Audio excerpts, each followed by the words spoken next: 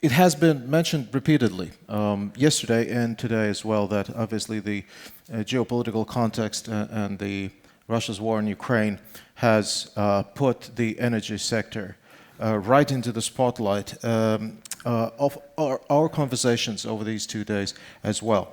And therefore, our next panel, I think, attracts a huge amount of attention. Please do come in. There's still a lot of space here, even though the room is packed now, and we have a large following online as well, I'm happy to report. So there's so many of us happy to report that. So our panel on energy, it's called Building a Balanced and Resilient Energy Sector in the Three Seas region. And the same as yesterday, I'm going to introduce the participants one by one, and I hope you will help me in greeting them to the stage. Joshua Waltz. Joshua, please. Joshua is Deputy Assistant Secretary at the U.S. Department of Energy. Ian Brown. Ian, please. Ian is Head of Baltics at the European Bank for Reconstruction and Development. Gerald Koch. Gerald, Senior Advisor, Climate Change Impact of Digital Engineering and Shareholders Representative in the Investment Committee of the Three Seas Initiative Investment Fund. That was a heck of a long title, but I got through it. Thank you. Welcome, Gerald. Uldis Baris. Uldis is Chairman of the Board of Connexus Baltic Grid. Welcome. Anna Lukashevska-Chechiakovska. Anna. Anna is CEO of Orlen Neptune and CEO of Baltic Power. And Alistair Evans. Alistair, Director of Government Relations and Corporate Affairs at Rolls-Royce SMR. Right. And our moderator for the energy panel, Kārlis Vasarais. Kārlis is Executive Vice President of Valent Low Carbon Technologies, Canada and Latvia represented in your person. Thank you very much. Kārlis, please. Thank you. Good morning, distinguished guests, Vice President Dombrovskis, policymakers, business women and businessmen, and the rest of us, ladies and gentlemen. Today, we're going to walk through the energy panel, and we're going to start with our keynote, who is the European Commissioner for Energy, Ms. Kadri Simpson. Now, before I invite her up here, I just want to remind everybody that what the EU Commission has done over the past couple months is probably one of the boldest policy decisions ever made by the European Union, which is to move away from Russian gas.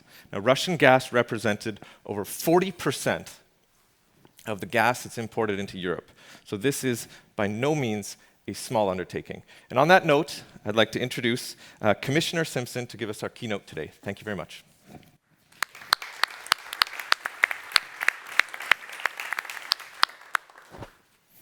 Thank you.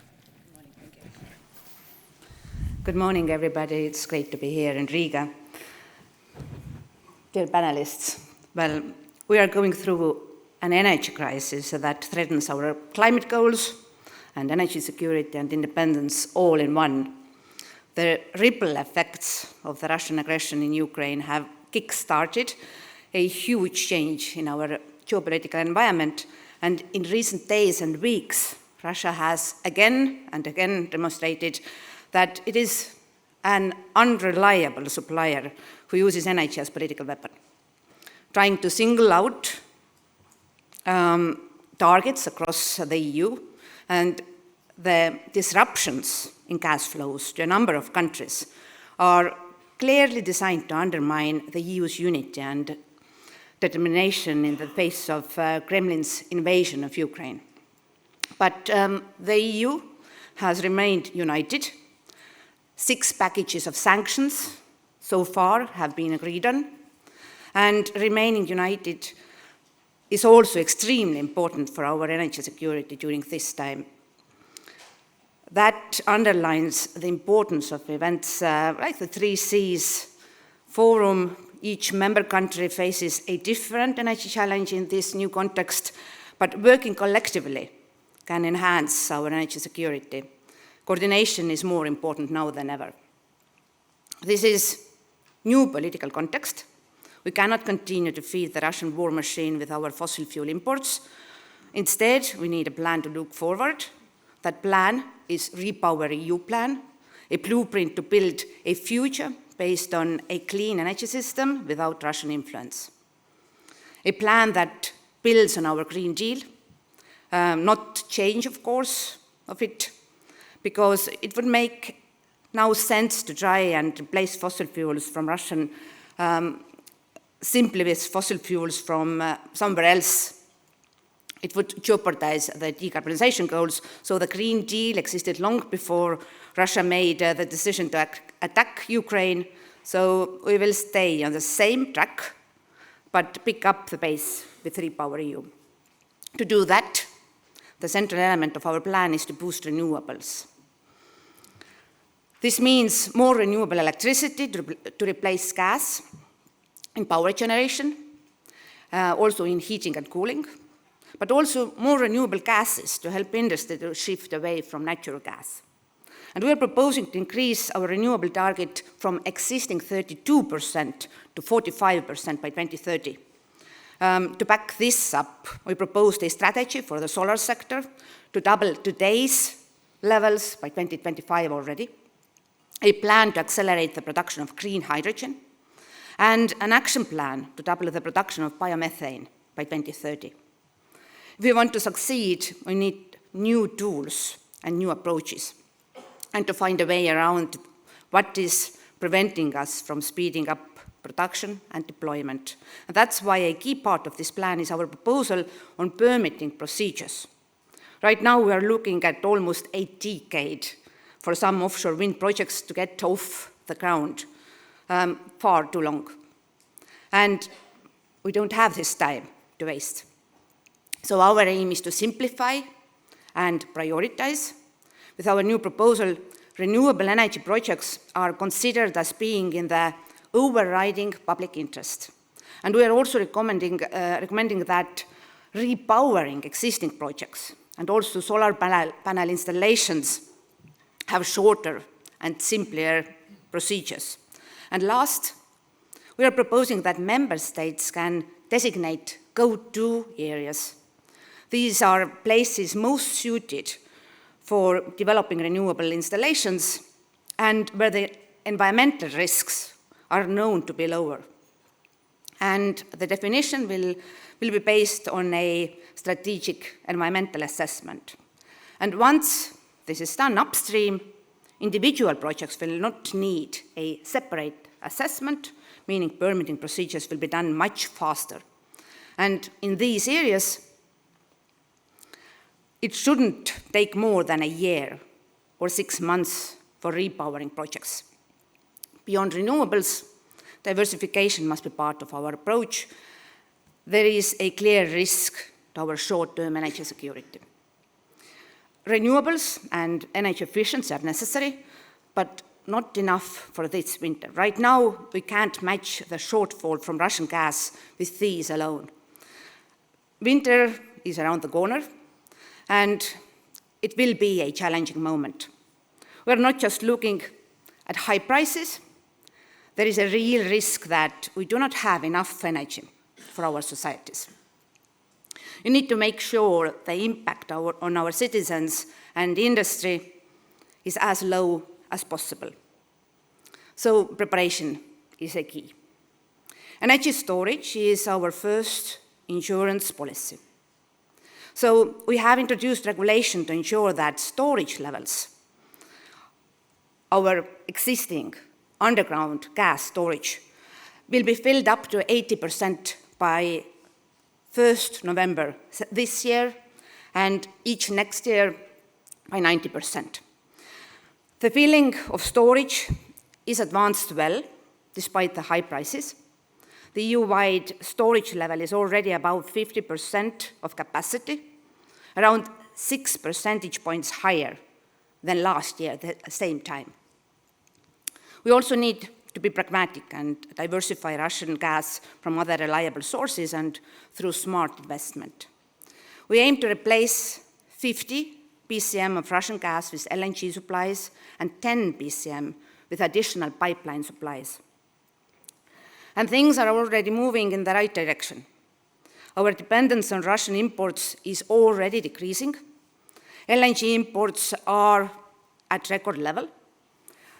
This April, we received 12.6 BCM, and this represents a 36% year-on-year increase for LNG. And meanwhile, the share of Russian gas imports in the EU is already decreasing. April last year, it was 45%. And compared with April this year, when the share of Russian natural gas was 31%. And this same trend is also seen in pipeline gas alone. So the reduction is clear from 40% last year to 26% this year. Our gas infrastructure and cooperation on security of supply allows us to increase LNG and let the gas flow to where it is needed most. The fact that Gazprom has cut off a number of member states, including Poland, Bulgaria, Finland, the Netherlands, and Denmark, and the situation is still stable, is a proof of this. And I want to talk about also the EU Energy Platform, one of the key drivers of our efforts to diversify. We created a EU Energy Platform, and this platform will aggregate EU gas demand. But it also allows us to better and more efficiently use existing gas infrastructure, like LNG terminals, and carry out outreach to supply partners. We are also working to set up a joint venture mechanism that will help us purchase gas directly and redirect it in a competitive way among interested member states. As part of the platform, we have already established the first regional sub-platform for southeastern Europe to help Bulgaria and neighboring countries. And they should be an example to follow. So we want to see other regional platforms come out of the Three Seas group as soon as possible. And there is no reason that the Baltic region couldn't be the next group. So I'd really encourage the authorities to, and also market actors, to make the most of this avenue. In terms of outreach to international partners, we are quite advanced. With United States, there has been presidential statement, but we are advanced with Norway as well. And last week, I traveled to Cairo, Egypt, where we signed a MOU with Egypt and Israel. And I will also visit soon Azerbaijan, where we aim to sign a similar document. And at the same time, we have intense contacts also with Canada, Algeria, and others. Despite all of these efforts, uncertainties remain. That's why member states absolutely need to step up preparedness, update the contingency plans in place, and conclude any outstanding bilateral solidarity agreements. I'm also giving priority to deliver a coordinated contingency plan for next winter and to provide guidance to member states on how to organize demand reduction decisions, if it's needed. So we know what we will do when there is a necessity. There is no immediate risk to the security of supply, but if needed, we will handle it in the spirit of solidarity and minimizing the impacts on EU citizens and businesses. The EU is ready to deal with these developments. Already since last year, we have been working hard to enhance our preparedness for gas disruption, including the most difficult scenarios, most serious scenarios, the full disruption of gas flows from east. REPowerEU is a plan for our security and independence in the EU. Individual countries and regions can build on what we have set out. Energy is now being used as a weapon on a daily basis. And as I said earlier, close cooperation is incredibly important to protect against it, particularly for those countries that are most exposed to Russian threats. The 3 Baltic states and Finland have historically been fully dependent on Russian gas, and infrastructure is going to be key for energy security. For these countries in particular, but also the wider EU. Important developments either have been completed or are in the works: the Baltic Pipe, the Gipel, a better interconnection between Latvia and Lithuania, and the ENTSO-G assessment shows us that the FSRU to be installed in either Estonia or Finland will be a huge help in removing dependence on Russian gas. Aside from gas, electricity is also an area of security concerns because the Baltic states are the last member states this grid still dependent on third country. Synchronization with the European continental grid is a priority, one that will be completed at the latest by the end of 2025. And when it's in place, it will create a more secure energy system as well as increasing renewable uptake in the region. Ladies and gentlemen, as I see it, these are the key drivers to reach a safe and resilient energy system. I hope this gives you a good basis for panel. Thank you for your attention. Thank you. Thank you very much. Great. So thank you very much, Commissioner Simpson. We'll now move into our panel discussion. We have quite a few representatives here from both the financier world, from technology point of view, and from project developers' point of view. Given the 3 Cs, the 3 Cs and the 12 nations involved is such a broad geography, I'd just like to start with everybody and maybe spend about 2 minutes to maybe discuss what are your primary interests and maybe just project opportunities that you're looking at right now within the region. Please, Joshua. Well, it's never an easy task to follow Commissioner Simpson, but I think from a Department of Energy perspective, we're looking at 3 elements of this really important transition: decarbonization, diversification, and most importantly, deployment. At the Department of Energy, we've just launched a nearly $100 million initiative to deploy new technologies and to incubate those new technologies to help face our challenges, not just in the immediate term, but the challenges of technology that are going to take us through the energy transition. So everything from direct air capture, carbon capture and sequestration to green hydrogen and the deployment of those assets using existing infrastructure and making sure that we are not mortgaging our future carbon and decarbonization goals at the expense of the current and acute energy crisis. Thank you. Ian? Thank you. Actually, I'll start with the war on Ukraine. So the Commissioner Dombrovskis urged us to step up our engagement in the region, and I can assure him that that point is well taken, and we are. EBRD has adopted a €2 billion Ukraine resilience framework, which we call it, for Ukraine and for the affected countries, and the affected countries includes the Baltics, Romania, Bulgaria, Poland. What that means for us is it means a bit of a change in policy. So we had before a climate and fossil fuel policy that did not allow us to invest anymore in fossil fuels. We have changed that based on the current circumstances, and we now have a focus in these countries on energy security, which would allow us to invest or co-invest in finance LNG facilities, and I think these are good examples of the proposed LNG facilities. Good example of both the improvement of energy security and regional cooperation in the 3 Seas region. Thank you. Gerald, you're part of the fund, or representative, the independent representative of the fund.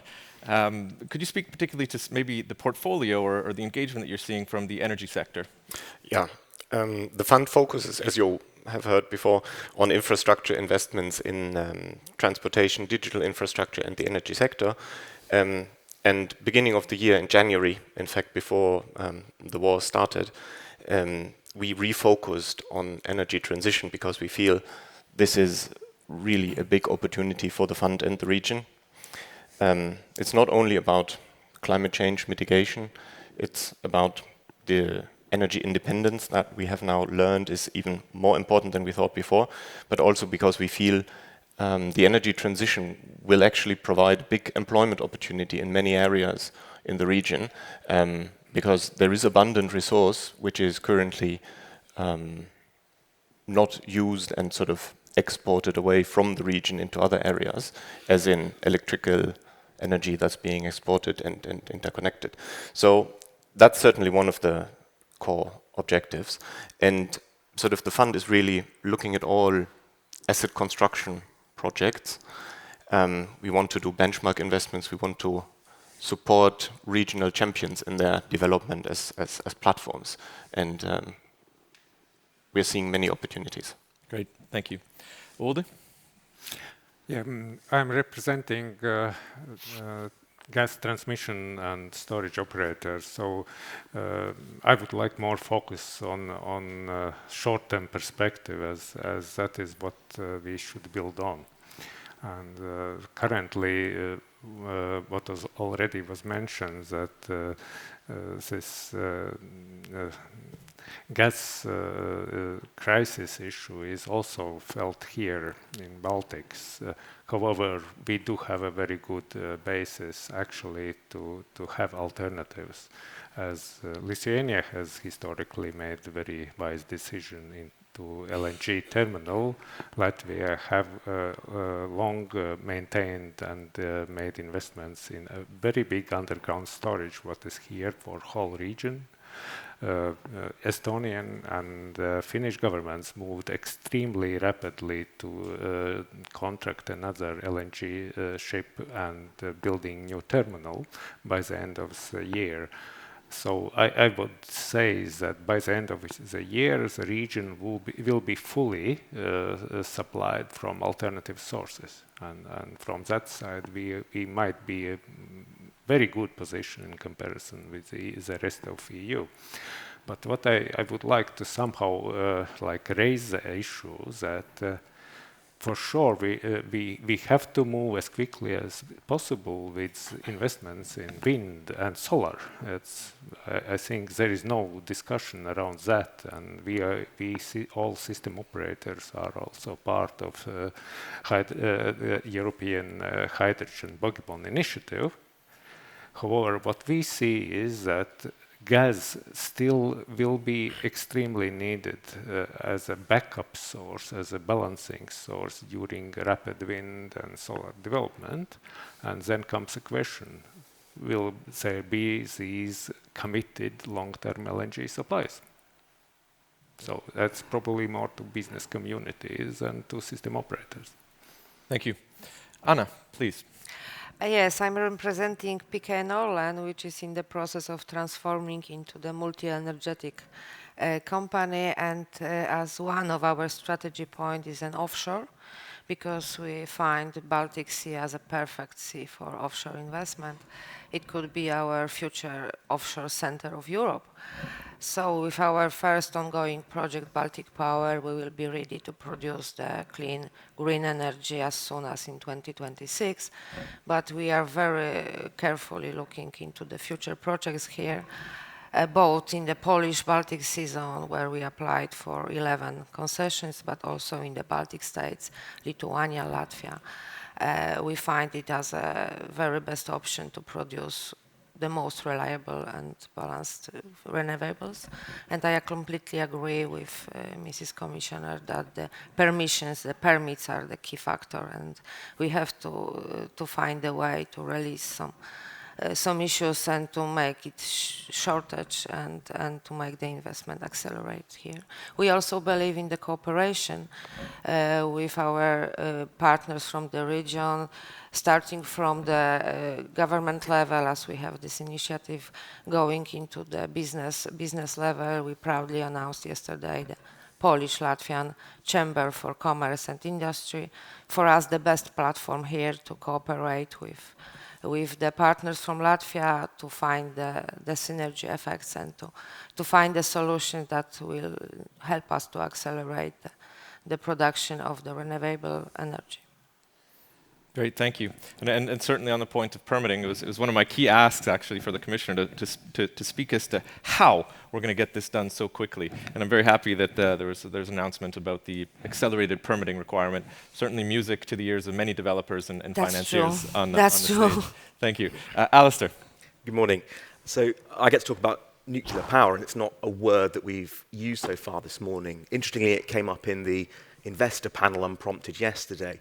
But we certainly see at Rolls-Royce SMR that nuclear really does have to be part of an energy mix if we're going to get to net zero. But I think it's important to accept that we've certainly done nuclear in the wrong way previously. The sort of stick-build approach has led to incredibly long, challenging timeframes for nuclear new build. But SMRs offer a different perspective on how to do nuclear. The innovation is in how you build, it's the modularization. But SMRs is a pretty broad church, so it's from 5 megawatts to where we are at about 500 megawatts, about a million homes in the UK. They're a medium-term solution. We could have first power by around 2030, but we certainly see an opportunity for nuclear power to play a really key role in a number of the 3Cs countries that we're speaking to. And if I could just pick up on some of the words that were used repeatedly through the course of yesterday, security of supply, stable, predictable, those are all key attributes of nuclear power. And what we have to do now is deliver nuclear power in a very different way. And again, if I can just reflect on the comments in the video earlier, linking vision with action, a number of the 3Cs countries really are doing that. So we're seeing fast-track approaches to deploying nuclear power. In Czech Republic, for example, SMRs have got a process for a down selection. In the UK, we've got a commitment of 24 gigawatts by 2050. And the key thing for us now is delivery. So we've made promises, we've made commitments. We've got to start delivering on those as quickly as possible if we're going to decarbonise as efficiently and as cheaply as possible. Thank you, Alistair. I'd like to direct the next question towards Oldi. For those of you who are in Latvia, of course, we know that there's a large underground gas storage here. It's called Inčukalns, and it has approximately storage of 4 billion cubic meters. We're not necessarily using all of it, but it's part of it. But we also read it in Connexus, and I've equally read the studies at Latvenergo, which is the Latvian utility, that the underground storage capacity in Latvia could actually be 50 billion cubic meters. And that's a huge number, right? And if you look at where the EU is supposed to be, both with energy efficiency and other programs, that could represent a significant portion of the overall gas storage requirement for all of the EU. So, Oldi, maybe from your perspective, energy beyond national borders. How do you work and how do you plan to be working here more and more in cross-regional projects, both in as you said, in the near term and long term? And when I say long term, we said, as you said rightly, that natural gas will form a base of power, but what else can we store underground? I mean, is there possibility to mix in renewable natural gas and over time also some degree of hydrogen as well? Well, we do have here aquifer-based underground storage, and we are not so sure about mixing, and so that would still need some studies. But I still would, probably because of crisis, what we are currently facing, I would still move to more like touchable distance. What really we have to do, and I somehow want to say that our region has been quite good at this regional integration. As on the 1st of May, there was opened this gas interconnection between Poland and Lithuania. So we, as a region, has actually integrated further in Europe, and there is a number of activities going on to integrate even more, increasing capacity, what was mentioned also in the Commissioner's speech. And we actually have a plan from the 1st of August next year to have one entry tariff zone in whole Baltics and Finland. So it would mean for investors, for customers, that you can't see borders anymore between countries. There is no additional tariffs, which is not what is you expect in Europe in general. So we also have a number of such relatively soft things what you can do to integrate, not just big infrastructure projects. And we are currently trying to integrate the same thing with biogas injections, so that you can trade across the Baltics. So I would somehow say that not only big investment projects, but also this daily coordination is very important in order to to lower those trading barriers between countries. Great, thank you. Ian, any particular thoughts on your perspective? I mean, you're involved in multiple utilities in multiple countries. What sort of cross-regional perspective do you see kind of emerging here in the markets? I think cross-border cooperation is already good, and it's improving. EBRD's invested in some of the utilities here. We're a shareholder in Lithuanian Ignitis, we're a shareholder in Enefit Green. And we see both of those utilities define their core markets not as Lithuania or as Estonia, but the wider region, including Poland. So the way the previous national champions are moving out of their home markets is something that I think is very good for the region, and of course this is good for the scaling up of renewables, which we have all agreed is key priority now. Thank you. Next question I'll direct at Anna. You're, of course, involved in some of the offshore wind developments. I read through the Baltic Energy Market Interconnection Plan that there's up to 32 gigawatts of potential just in the Baltic Sea. I think in the original potential that was identified with Poland is a 6 gigawatt project, delivers upwards of 13 billion euros of GDP, and frankly requires millions of tons of steel to get it built. Further up the Baltic coast in Latvia and Estonia, another 5 gigawatts of wind identified as potential. Where are we going to sell all that electricity? Because there's not that many people, at least in the Baltics, that live nearby. It's a good question, and we have good answers to that. Yes, the main challenge will be with the grid connections and the interconnectors, but we are thinking about it, and if you would like to find a solution fast, you have to think out of the box and to find a solution to utilize the possible overproduction of the energy in a smart way. And for instance, it could be the production of the green hydrogen, and which is very, very widely needed. And if you will set up the electrolyzer near to Możejki refinery, for instance, you've got also this international cooperation there, and you will use also the capture CO2. There is a very best way to produce the synthetic fuels there. We are ready for that. We are thinking about that, and that's why we are looking so carefully on the Latvian Baltic Sea, because the overproduction is quite obvious here. It will be an issue which can we transform into advantage. That's why I think about the interconnectors more widely than only the pipelines on the grids. Great, thank you. Alistair, I just told you 32 gigawatts. How are we going to balance that, and where do we balance that onto the grid? I think I'm less concerned about the balancing. I'm more concerned about the scale-up challenge. So the scale-up requirements are tremendous in every single country. And the Commission this morning talked about 520 billion, I think, per annum across the EU and having to be invested. So just in terms of getting to that sort of capacity boost is going to be incredibly challenging.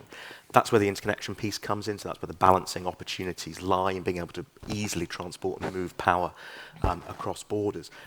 Before the Ukraine crisis, we were speaking to Ukrainian government about how they were looking to have significantly more interconnectors on their western front, looking at putting more nuclear in on their west so that they could become energy exporters and cutting ties on that eastern side. Again, it's looking at how you can make sure you've got an ability to move power effectively, efficiently, cheaply, and that interconnection play is going to be really important in doing that. So maybe building on that, and particularly in the Ukraine scenario, of course, we know that about half their grid is already nuclear. Traditionally, if you're greenfielding a nuclear plant, it probably takes many years, and I'm not sure if it would get done in 6 to 12 months. Is there any opportunity, and are there any precedents globally in terms of co-locating some of the smaller modular reactors on site with existing larger nuclear plants? Yeah, it's a great point. So the fastest way to get nuclear on the bars today is with SMRs. They've got build times of 4 to 5 years. Again, like many other people on this panel, the permitting, the planning challenge is it'll take me longer to plan and consent than to build the asset. So we've got to look at that planning and permitting point. In co-locating, you've already got a nuclear site license, you've got a supportive community, you've got a supply chain, you've got a known quantity in the local area. So that co-located thing is exactly what we're looking at in the UK, in a number of our overseas deployment opportunities. But it also means you've got existing grid connection, and grid connection is one of the biggest challenges in all of this. If you've already got nuclear power stations, adding 500 megawatts is not going to require huge, great grid infrastructures every time you put in a new SMR. So I think co-locating has to be a core part of our strategy. Are there any precedents of co-location coming down the pipe? Well, the simplest answer is that all of the existing UK reactors are co-located. So you build Hinkley Point A next to Hinkley Point B, then you build Hinkley Point C. So we've been doing co-location of large reactors for 60, 70 years. France is a great example of co-location. You put your A, your site, B site, and your C site. And again, I would just highlight France has got the cheapest power today, the greenest power today. Commissioner Ursula von der Leyen last night was talking about the importance of not backsliding into fossil fuels. And again, I just push the French angle, and what they've managed to achieve in decarbonisation so quickly is really important. Thank you. Ian, turning back to you, what are some of the concerns you're seeing from both project developers, technology suppliers about the energy transition projects? Is it inflation, access to raw materials, supply chain? What? As a bank, as a financier, my answer might surprise you. Actually, the biggest challenge we have is a shortage of bankable projects. That's in this region.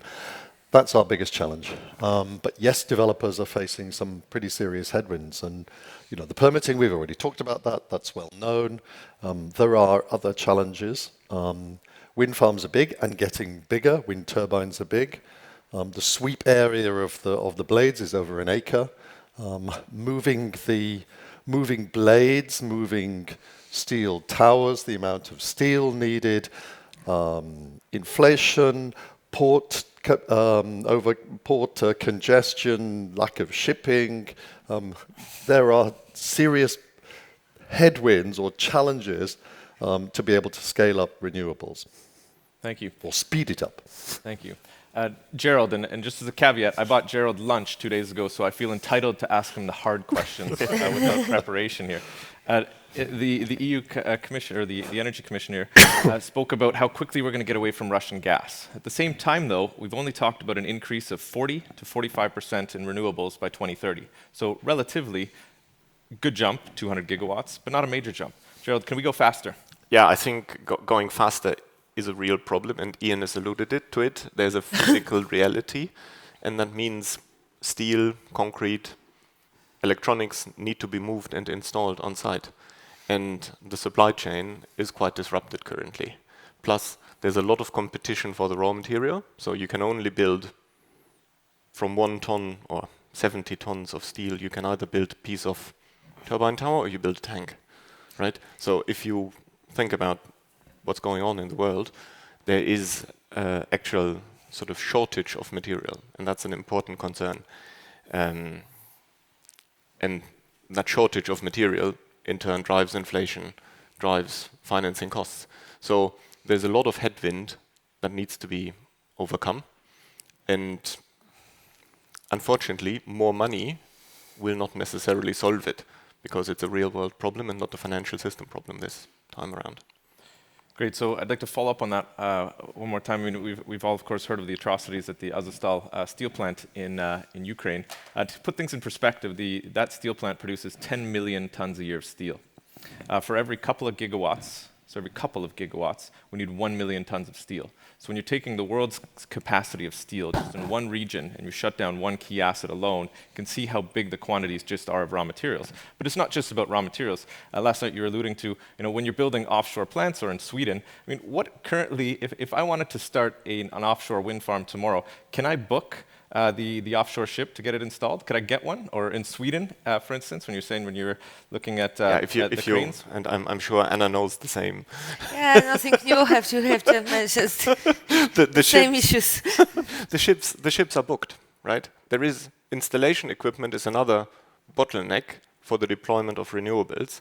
There is a lot of, and Ian mentioned it, and actually when we investigated the Bulgarian port for our fund investment, one of the key aspects was this port has ample storage and space on the site to store and handle renewable equipment. So that was an important cross-sector consideration for us.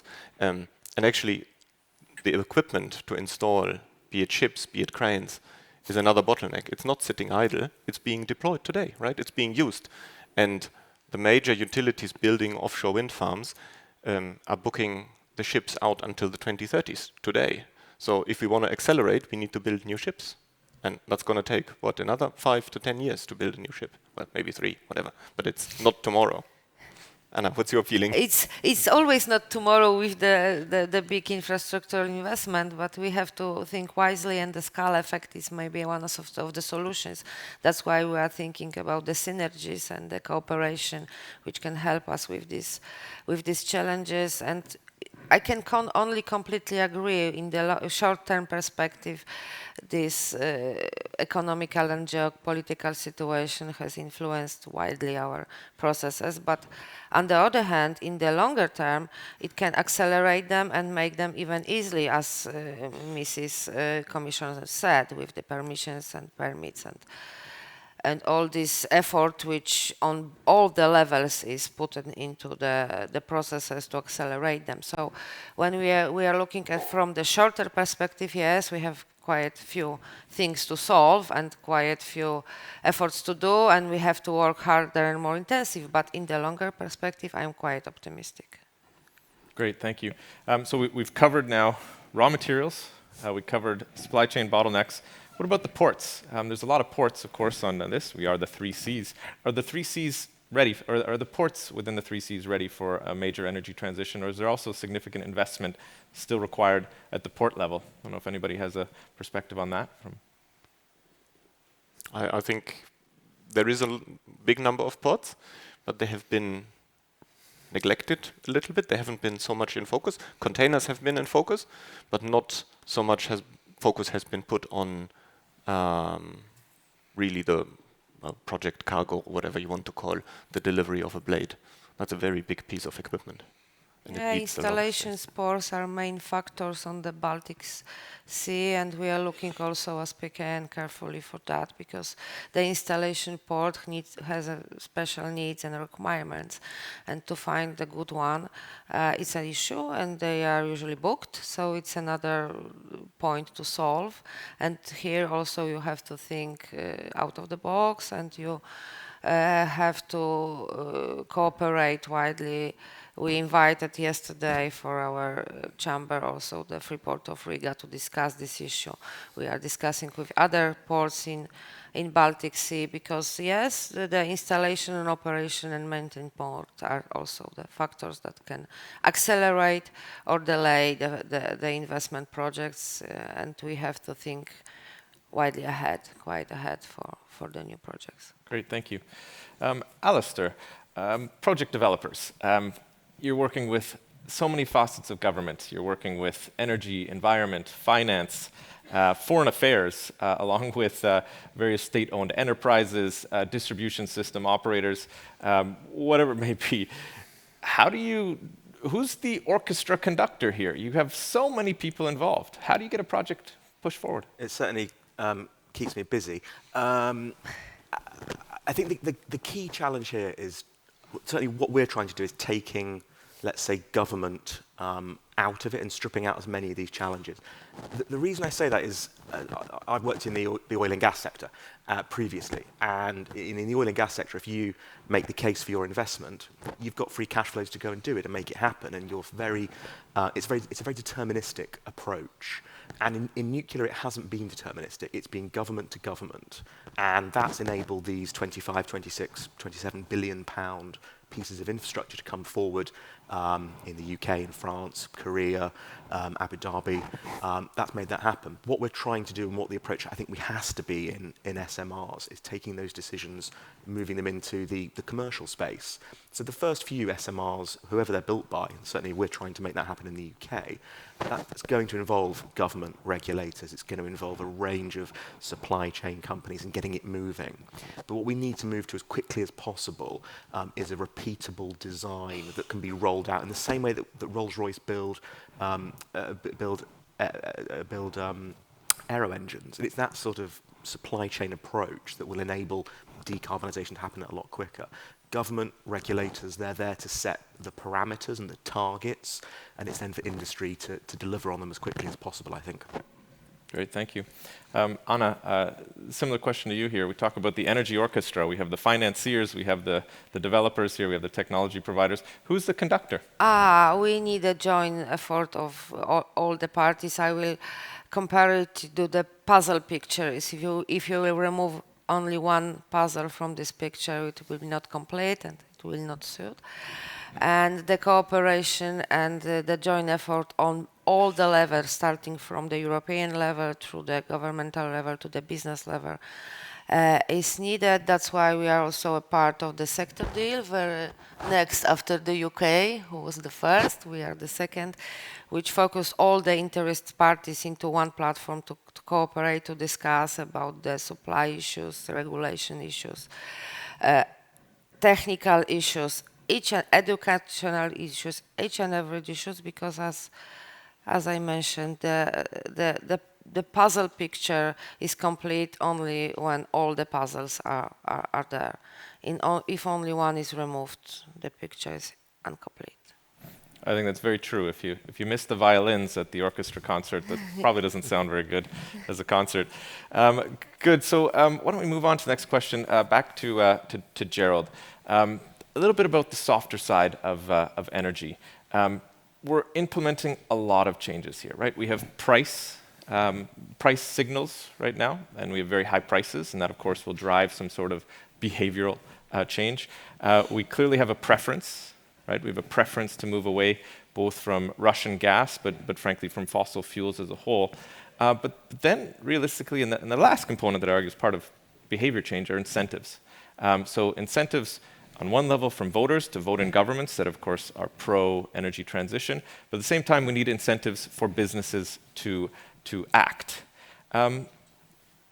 Gerald, are we ready to act? Or are we missing any pieces of the puzzle? No, I think we are certainly, for most pieces, we are ready to act. There's still a lot of pieces that need incentives, but ultimately, incentives, financial incentives, let's put it this way, financial incentives are probably more for early stage technologies, to give things a push to kickstart it, to kickstart the development, to kickstart the deployment. And later on, the incentive is probably more about not putting any obstacles in the way of the train, really, when it gets going. And I think the preference, as you put it, for independence for transition is now so clear and so universal that sort of regulatory uncertainty in that sense has gone away. So that's really not needed anymore. But it's really, there's still sort of the removing obstacle incentive is still big. And we've heard about accelerated permitting. Grid connections are always a problem. They're always delaying things. In the pandemic, even more so, because people have been ill, people have been working from home, people have been less efficient in actually getting it done, or time frames were longer. So what I hear a lot is really just let us do the work and not interfere. And also there is sort of a new second order challenge that's come on.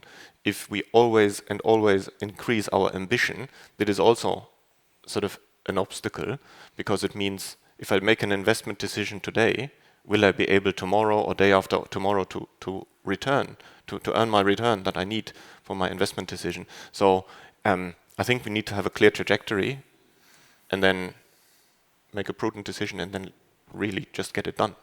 But as we discussed before, there's physical challenges and limits. So getting it done isn't day after tomorrow. It's going to take a while, right? Anna was talking about the 2030s, right? And so was Alistair. That's really, it doesn't help if in 2024 we come with a new target because the 2030 hasn't been achieved yet, right? It's on the way, but it hasn't been achieved. Great. Joshua, you of course coming here from also the US perspective, and again, thank you very much for that major contribution to the fund that the US made yesterday. Maybe bringing in some of your perspectives from the US. I mean, you have various states going with various incentives and incentives to change behavior. Learning from what's going on in the US, what do you see in the 12 Cs? Are we ready for this change, or are there any still further things that we need to work on or challenges facing us? Well, I think there's certainly a tremendous amount of potential here, and that's very, very clear. We've talked about the kind of dynamic between government and industry in various different forms, and I think we kind of see it more of as a dance and being a dance partner with industry to make sure that everything that needs to take place can, and that we both play to our strengths. We need to get to a point where profit is not seen as a public enemy. We also need to get to a place where regulation is not seen as the restriction to being able to deploy projects and to put real concrete technological deployment in place to reach our goals. So it's very much a matter of kind of redefining that partnership and making sure that we all do what we do best, so that enables the investment environment and the technology to be deployed to get to where we need to go. Great, thank you. We've talked here about some of the more mature technologies, of course, wind, solar, gas storage, and nuclear. You guys, and maybe I'll start with Ian on this one too, and then maybe some reference to the fund.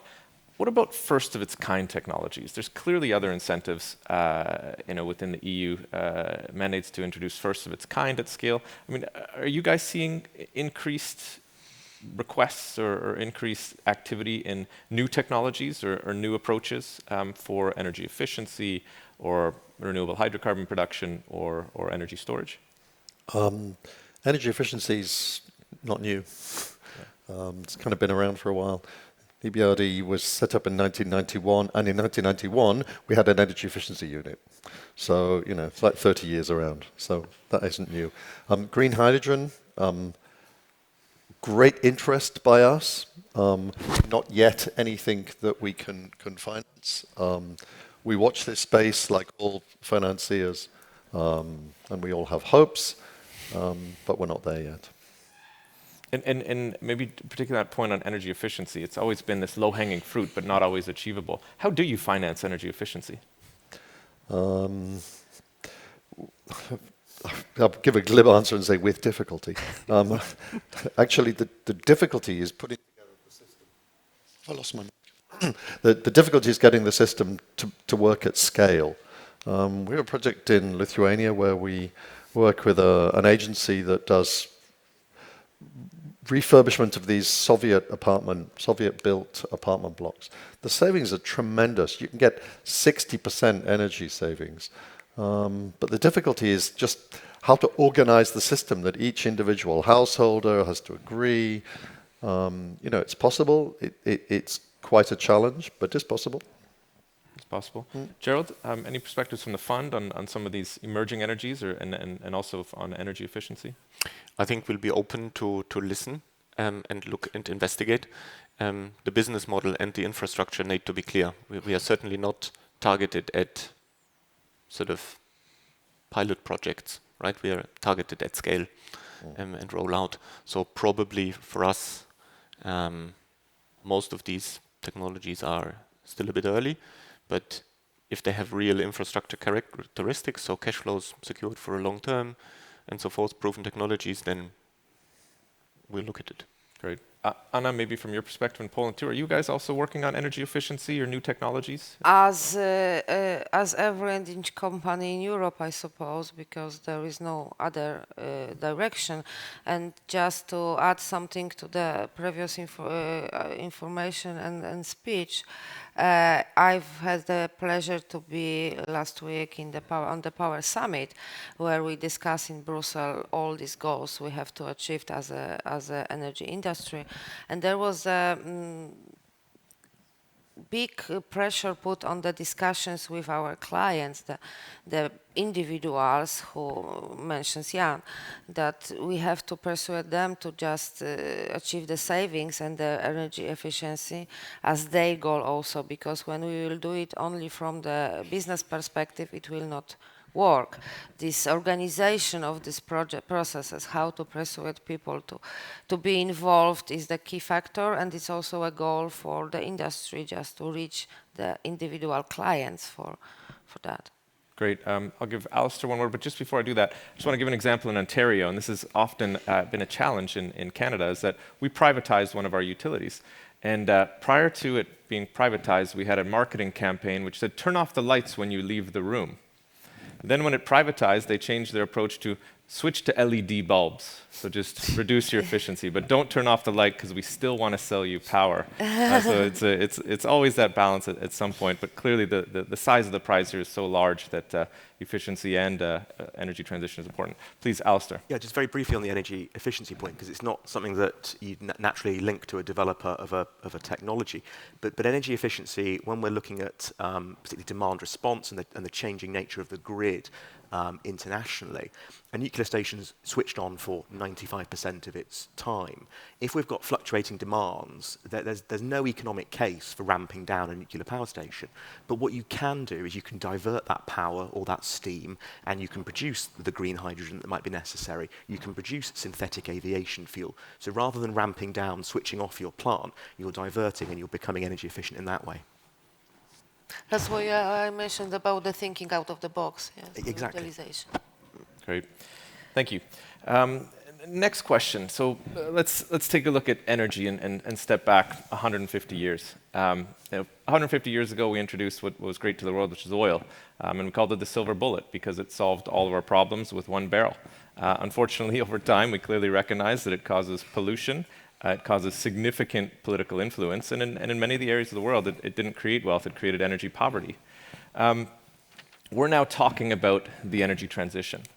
Energy is highly political. We'll hear it later this week in Latvia. They'll be announcing a major price break for consumers in Latvia to cover some of these additional costs. So energy is always political. How do we, and I guess from all of our perspectives here, is this bound to happen again in energy transition? What sort of safeguards and potentially energy realities will influence new energy wealth outcomes? So the outcome of an energy transitioning, looking 20 years down the road, can we avoid the same outcome where we have the haves and the have-nots of energy? Joshua? Yeah, it's an interesting question. I think historically we've seen the global south disadvantaged in that equation that you're talking about now, but renewable energy is really kind of the key that can really balance that equation back out. Some of the highest rates of solar irradiation are in the global south.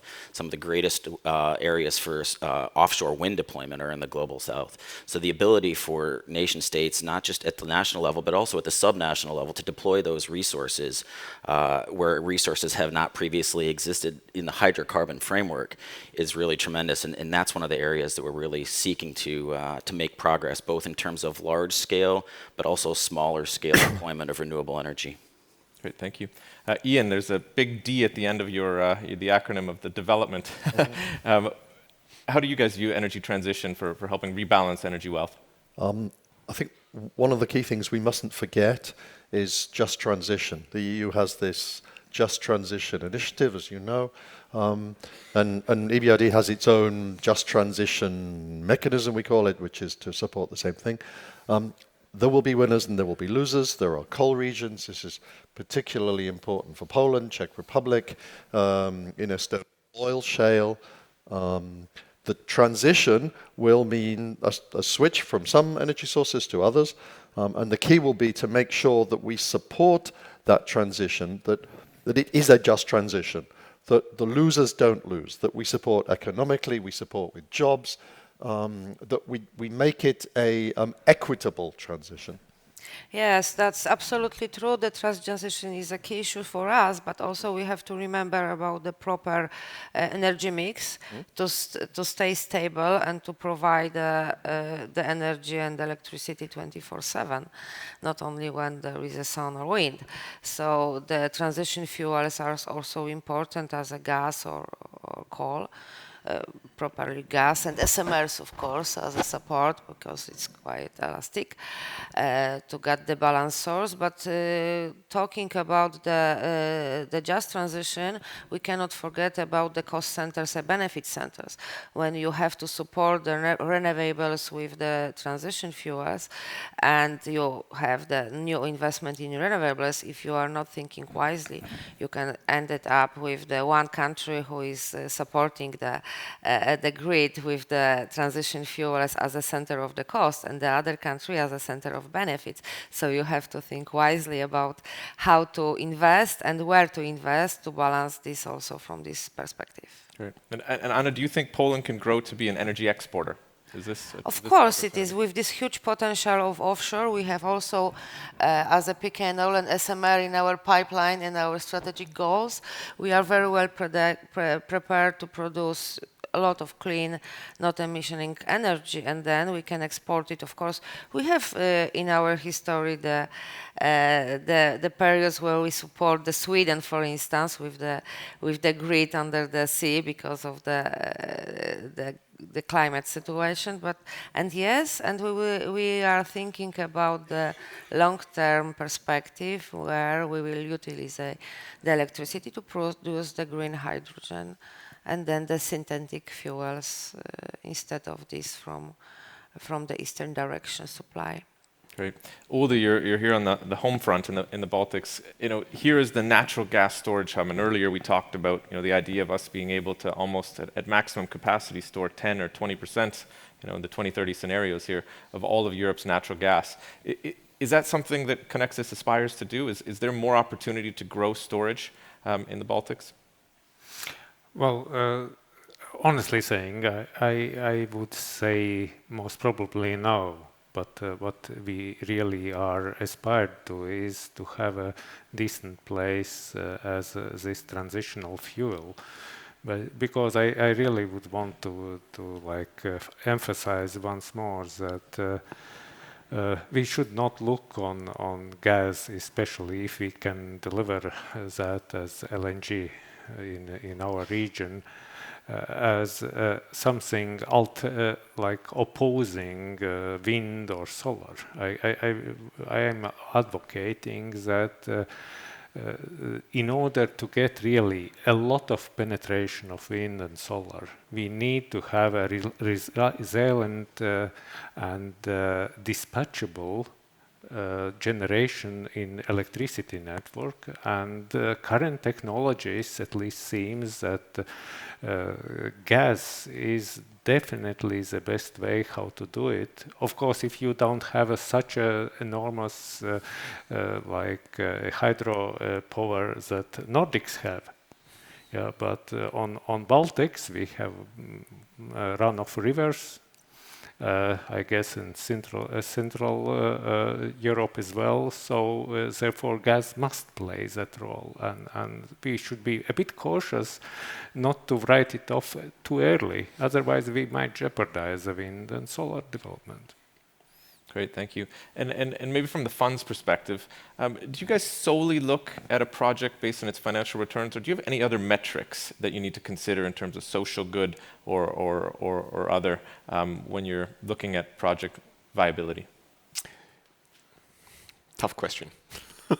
So obviously the fund is a commercial enterprise and it's about earning money with earning a return on the money invested and deployed in it. But obviously it's politically inspired, so there is an intention to fill the deficit to reduce the deficit in infrastructure that the region has, and to increase the flexibility of the infrastructure that the region has to be resilient to multiple changes and shocks. And therefore, the entire purpose is to do something good, but ultimately, if we can actually do it, to many degrees depends on the commercial viability of the project. Great, thank you. So just to, I guess, make a few concluding remarks. You guys have heard me, everybody today has heard me refer to this as a bit of an energy orchestra. And one thing I'd like to encourage everybody here, and as you've seen here, is an orchestra is enriched by introducing more and more instruments. Right now we have a huge battle ahead of us to achieve both our near-term targets and our 2030, 2040 targets.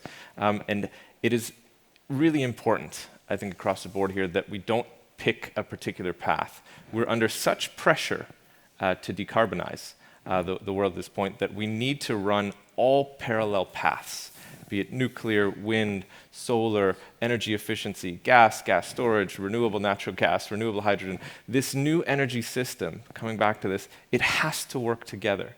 And the more it works together, the more it'll find its place. Last night at dinner with Gerald here, we're talking about the 12 Cs, but clearly there's energy collaboration beyond the 12 Cs. Right? If you look at some of the core benefits in the south, and I had dinner with a lovely Croatian woman last night, Marina. She was saying it's always sunny here in the winter. And I was like, well, that's clearly not the case in the Baltics. And we know east to west, east to west as well. The sun rises 3 hours earlier in Bulgaria than it does in Lisbon, right? It's windier in the Baltics than it ever is going to be, inland in some areas of the country. So when you start looking at this entire energy system of how it's going to play out, it'll play out within the 12 Cs. It'll play out with all these technologies, figuring out how to work with each other, how to balance each other, how to provide these other benefits, how to take advantage of existing infrastructure as it relates to nuclear, taking advantage of transmission opportunities. It truly is an energy orchestra. So I encourage you all to participate, and let's see what we can do and create a pretty awesome symphony for 2030. Thank you very much. Thank you. Well, thank you very much, Carlos, and your panelists for sketching out so many different aspects of all of this. And Carlos kept on inquiring of who's the conductor of this energy transition orchestra. And I'm not quite sure whether you got the answer, but I'm quite sure that you were a superb, even passionate conductor of this panel. So once again, our thanks to Carlos for moderating this. Thank you. This is great. All right.